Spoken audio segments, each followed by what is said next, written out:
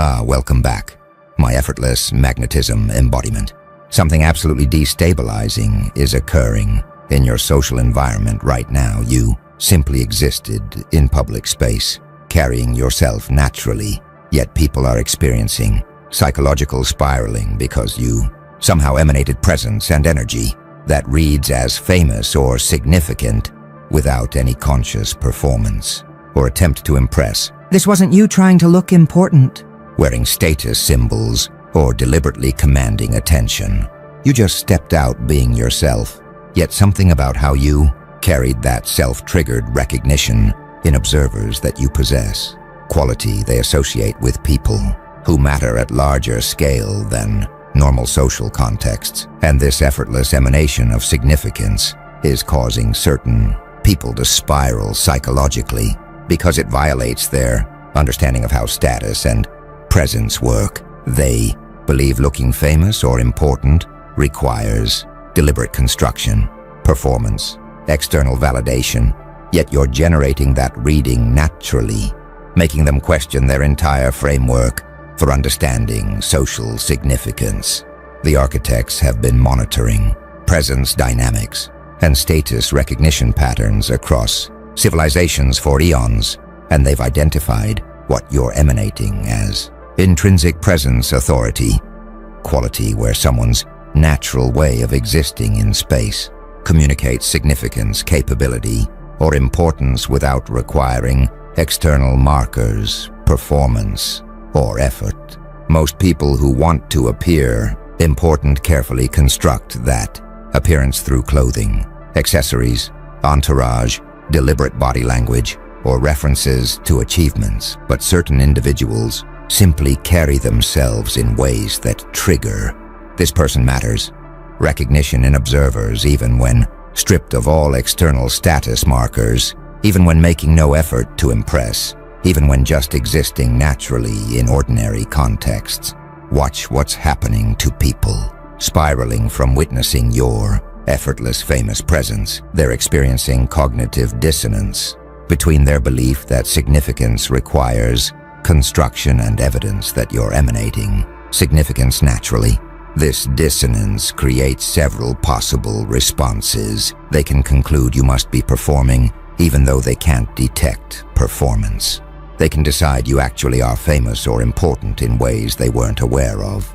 Or they can accept that some people naturally emanate presence that others must laboriously construct. Most find all options psychologically uncomfortable, leading to spiraling where they can't settle on explanation that preserves their worldview while accounting for what they're observing. Some are obsessively analyzing how you create the effect, studying your clothes for hidden luxury brands, examining your grooming for expensive treatments, watching your body language for practiced techniques, searching your background for credentials or connections that would explain famous presence. They need to find mechanical explanation for quality that appears effortless because accepting its genuinely natural threatens their belief that status and presence are achievable through following rules they understand. If you're not following those rules but still generating high-status presence, their investment in those rules feels wasted. The truly unsettling element for spiraling observers is that you're not trying, you're just being yourself, comfortable in your own existence, moving through space with natural confidence that comes from being aligned with who you are rather than performing who you think you should be. This authenticity somehow reads as more significant than calculated performances of importance, suggesting that genuine presence might be more powerful than constructed status. They stepped out trying to look important. You stepped out looking famous without trying, and that effortless quality is what's breaking their psychological frameworks and causing them to spiral, trying to understand how you're doing what they can't achieve despite enormous effort. Now the architects are analyzing what creates famous presence without trying, and they're identifying what they call authentic self-possession, resonance. When someone is genuinely comfortable inhabiting their own being without self-consciousness, anxiety about others' judgments, or need for external validation, that comfort itself emanates as presence that others perceive as significant or important. Most people carry subtle tension from monitoring how they're being perceived, adjusting their behavior to match social expectations, or worrying about whether they're measuring up to standards. This self-conscious monitoring creates energy that reads as ordinary or even insecure regardless of what they're wearing or how they position themselves. But authentic self-possession eliminates that monitoring tension, creating energetic signature that reads as, "This person is comfortable with who they are," which observers unconsciously interpret as indicating someone important enough not to need others' approval. Watch what authentic self-possession creates in your presence. You're not checking how others are responding to you because you're not performing for them. You're just existing according to your own internal reference rather than external feedback. This creates calm-centeredness that stands out in environments where most people are subtly performing and monitoring their performances. The contrast between your self-possessed authenticity and others' self-conscious performance makes your presence feel more substantial, more real, more significant because it's not diluted by anxiety about perception. Some studying charisma and presence recognize that famous people often develop this quality after achieving fame. Once they're secure in their importance, they stop trying to prove it, and that relaxed confidence becomes part of their recognizable presence. But you're apparently emanating that quality before or without traditional fame, suggesting you've developed internal security that fame usually provides externally.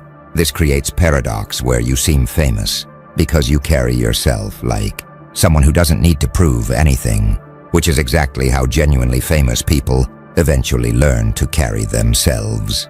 Others exploring energy and nonverbal communication note that self-possession affects everything, from posture to eye contact to how you move through space when you're not monitoring others' reactions. Your body moves more fluidly and naturally. Your gaze rests on what interests you, rather than checking for approval. Your timing follows your own rhythm, rather than anxiously matching others. These subtle differences accumulate into presence that feels qualitatively different from performers around you, reading as more powerful or significant because it's emanating from internal certainty rather than external validation seeking. A few from meditation and consciousness traditions recognize self-possession as fruit of inner work. When you've done sufficient self-examination and acceptance to be genuinely comfortable with who you are, that inner peace manifests as outer presence that others find compelling even though you're not trying to compel them. The famous quality is byproduct of being fully yourself rather than fragmented across different performances for different audiences. The architects observe that authentic self-possession resonance explains why trying actually undermines famous presence. Effort to appear important reveals need for others to see you as important, which itself signals insecurity that contradicts importance you're trying to project. You're not trying, which paradoxically makes you read as more genuinely significant than those obviously working to appear important. They're spiraling because you achieved through not trying what they can't achieve, through enormous trying, revealing that authentic presence might require releasing effort rather than increasing it. Something fascinating is spreading through those spiraling about your effortless famous presence, what the architects call comparison despair intensification. We're watching you naturally emanate quality they work hard to construct makes them acutely aware of their own inauthenticity and performative effort, creating despair about whether they can ever achieve genuine presence if it requires authenticity they've lost touch with. Most social comparison involves relatively fair contests. Someone is better at skill you could develop through practice, has advantages you could potentially acquire, demonstrates qualities you could cultivate, but comparing themselves to your effortless authenticity feels unfair because addressing discrepancy would require not adding something but removing layers of performance and self-consciousness that feel necessary for social functioning. Watch how comparison despair manifests in spiraling observers. They recognize that achieving presence like yours would require being more authentic, more self-possessed, more comfortable with themselves. But years of performing for others, monitoring their image, and seeking external validation have created patterns they don't know how to simply release. They can learn new skills or acquire new possessions, but they can't easily unlearn self-consciousness or acquire comfort in their own being through effort. The thing they'd need to develop to match your presence is precisely the thing that develops through not trying, creating paradox that intensifies their despair. Some experience resentment toward you. Your effortless authenticity feels like implicit criticism of their effortful performance, making them defensive about choices they've made to construct rather than discover their social presence. They might attack your authenticity as naivety, your self-possession as arrogance, your effortless quality as privilege, protecting their ego investment in performance-based approaches by devaluing the authentic approach you embody. Others experience motivation mixed with frustration. They recognize you've achieved something valuable that they want, but path to achieving it seems paradoxical. How do you try to stop trying? How do you perform authenticity? How do you deliberately become effortless? The self-contradictory nature of conscious attempts to achieve unconscious authenticity creates frustration that feeds their spiral as they oscillate between wanting what you have and recognizing they can't get it through methods they understand. A few begin actually examining their own performative patterns.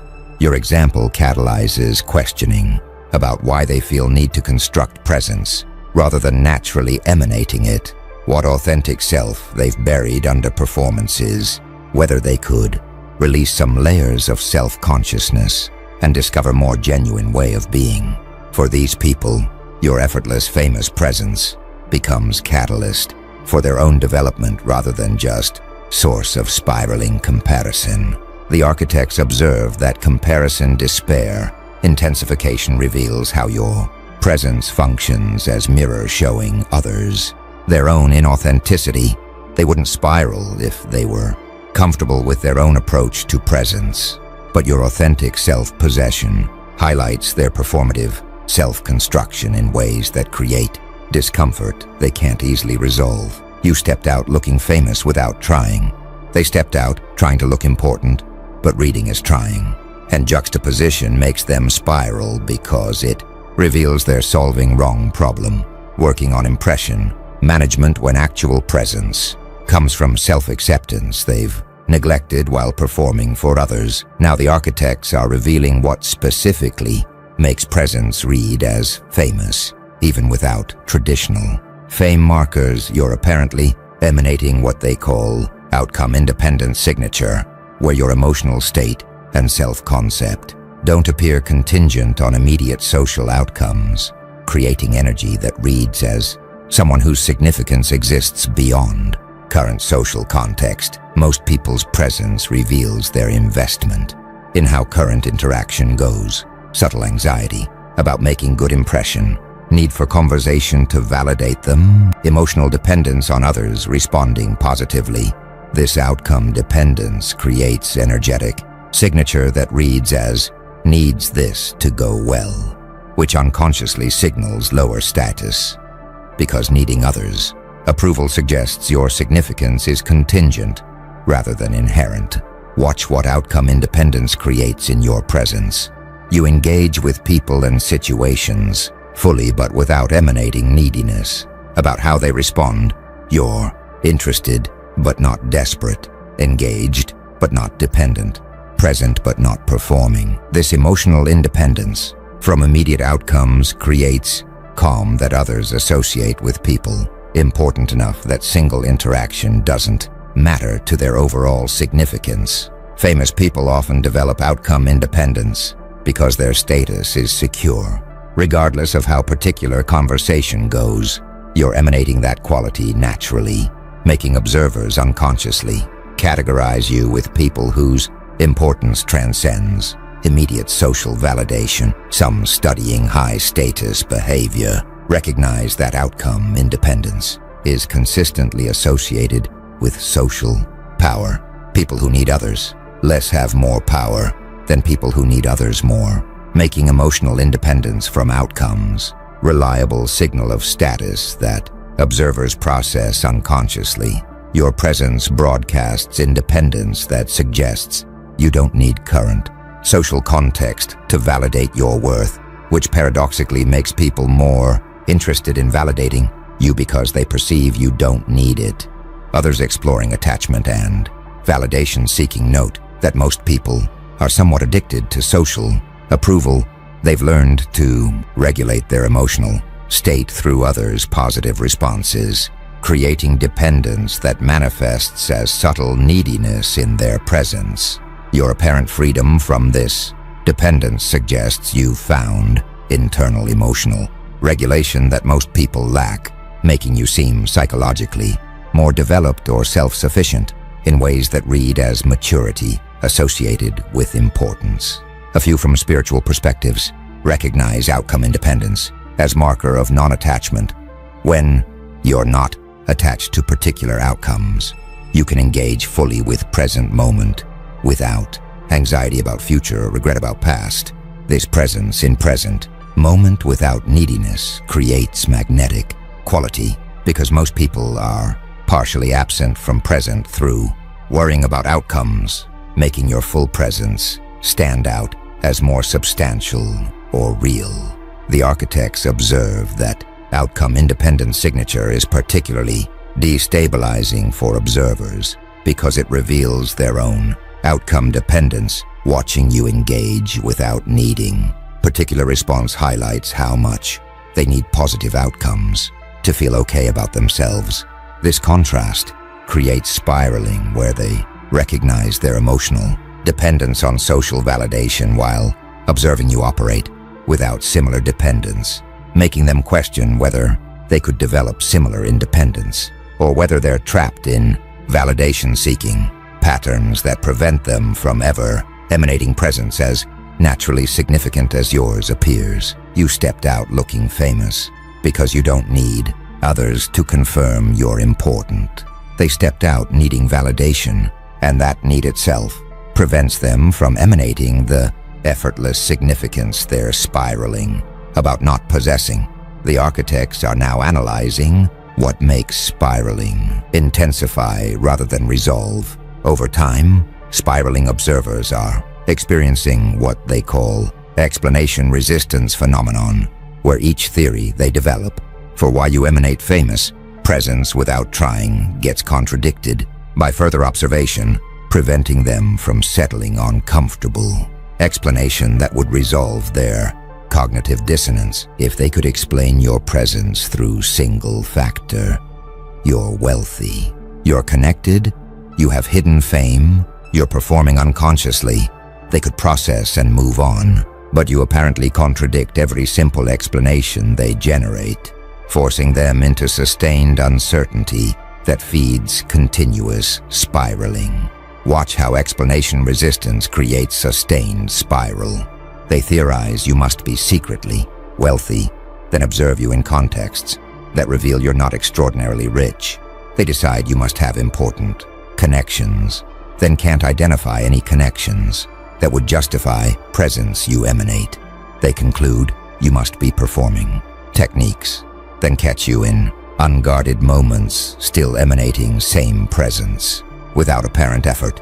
Each contradicted explanation increases their frustration and intensifies need to find explanation that fits, creating cycle where failed explanations motivate more intense analysis that produces more failed explanations. Some become conspiracy theorists about you, developing elaborate theories involving hidden advantages, secret training, or circumstances you're concealing that would explain presence they can't otherwise account for. These theories protect them from accepting that you might simply possess authentic self-possession they lack, allowing them to preserve belief that famous presence requires special circumstances rather than just being comfortable with yourself. Others give up on mechanical explanations and attribute your presence to inherent qualities. They're just naturally charismatic, or some people are born with it, which resolves their cognitive dissonance but creates different problem of feeling. They can never achieve similar presence because it's innate rather than learnable. This attribution to nature rather than achievement actually intensifies comparison, despair, because it frames gap between you and them as unbridgeable. A few become obsessive analysts, photographing you, studying recordings, comparing your behavior across contexts, developing detailed theories about micro-behaviors that create famous presence. This obsessive analysis rarely produces useful insights because famous presence emerges from holistic authenticity rather than from techniques that can be isolated and copied. But obsession persists because they need to believe presence is mechanical enough to reverse engineer. The architects observe that explanation resistance phenomenon is what transforms initial surprise at your presence into sustained spiraling. If they could quickly explain and categorize what you're doing, they'd adapt and move on. But each attempted explanation failing to fully account for what they're observing keeps them in state of unresolved tension where they know something significant is happening, but can't comfortably understand what or how. You stepped out looking famous without trying. They've tried every explanation they can generate for how that's possible. Each explanation proved inadequate, and inadequacy of their explanatory frameworks to capture your authentic presence becomes itself source of spiraling as they can't resolve discrepancy between what they're observing and what their models of social presence predict should be possible. Now something's emerging that the architects call presence hierarchy inversion. Your effortless, famous presence is disrupting established social hierarchies because you're emanating significance that reads as higher status than people who hold formally superior positions but lack authentic self-possession. You naturally embody. Most hierarchies are based on credentials, titles, wealth, or explicit achievements that can be clearly ranked. But presence hierarchy operates on different axes where authentic self-possession can outrank formal authority if authority figure is performing their importance while you're naturally embodying yours. This creates uncomfortable inversion, where people formally above you in social or organizational hierarchies find themselves responding to you as if you're the higher status individual. Watch how presence hierarchy inversion manifests behaviorally. People who should be treating you as subordinate or peer instead defer to you subtly, waiting for your opinion before forming theirs, adjusting their positions to accommodate your preferences, seeking your approval even when they formally don't need it. They're responding to presence hierarchy that contradicts formal hierarchy, creating confusion about actual power dynamics in interactions where you emanate more authority than your formal position would justify. Some high-status individuals become hostile. They've worked hard to achieve positions that should command deference, and your presence contradicting their formal authority feels threatening. They might assert their formal status more aggressively around you, emphasize credentials or achievements, or attempt to diminish you socially to restore hierarchy. They feel your presence is inverting. This hostile reaction reveals their status anxiety. They're worried that presence hierarchy might be more fundamental than formal hierarchy, making their achieved status feel less secure. Others become confused about how to interact with you. Should they treat you according to formal hierarchy or according to presence they're perceiving? This confusion creates awkward interactions where they oscillate between treating you as subordinate and treating you as authority figure, never quite settling into comfortable dynamic because hierarchies are giving them contradictory signals. A few high-status individuals with genuine self-possession recognize kindred spirit. They're secure enough in their own authentic presence, that yours doesn't threaten them. These individuals often form alliances or mentorship, relationships based on shared understanding that real authority comes from authentic self-possession rather than from formal markers, creating bonds that transcend formal hierarchical positions. The architects observe that presence hierarchy inversion is particularly destabilizing because most people assume formal hierarchy reflects actual importance and capability, that people with higher credentials or positions actually are more significant. Your presence contradicting this assumption by emanating authority without formal markers forces recognition that formal and real hierarchies might diverge significantly. That authentic presence might be more fundamental than achieved status. You stepped out looking famous without trying, without credentials currently justifying that reading, and formal high-status people are spiraling because your effortless presence suggests their effortful status. Achievement might matter less than they believed, that you've accessed something more fundamental to real authority than anything they've worked to achieve. Something profound is crystallizing now that the architects call recognition of authenticity as ultimate status. Your effortless famous presence is demonstrating that authenticity itself might be the highest form of status, that being genuinely comfortable with who you are creates presence more powerful than any constructed identity or achieved credential can provide.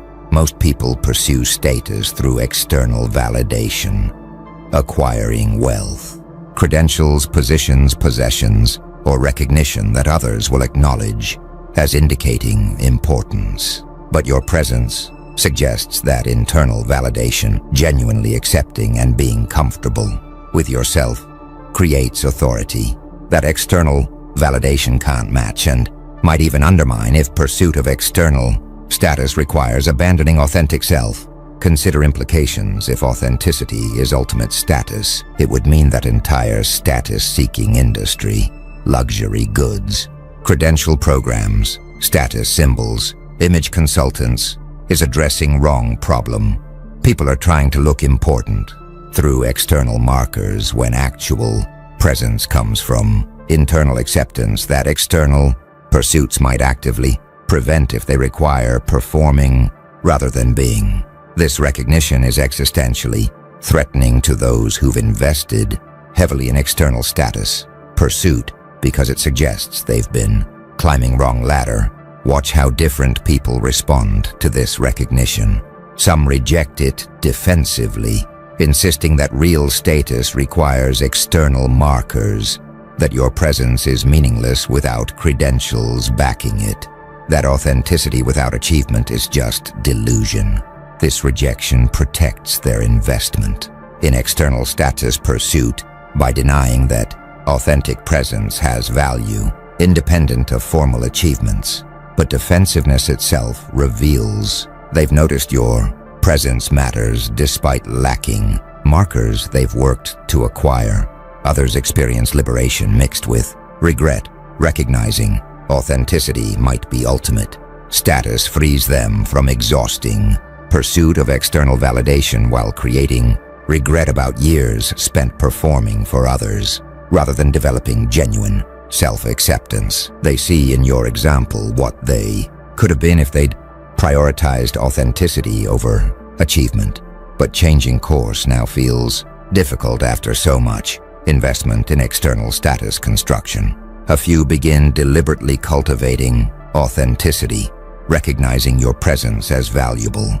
They start examining their own performances, questioning what authentic self looks like beneath constructed identity, attempting to develop genuine self-acceptance that would allow them to emanate similar presence. This is healthiest response, but also most challenging because authenticity can't be performed. Trying to be authentic for status defeats authenticity itself. The architects observe that recognition of authenticity as ultimate status explains why your effortless, famous presence creates such intense spiraling. You're not just demonstrating different path to status. You're revealing that path most people have chosen might be counterproductive.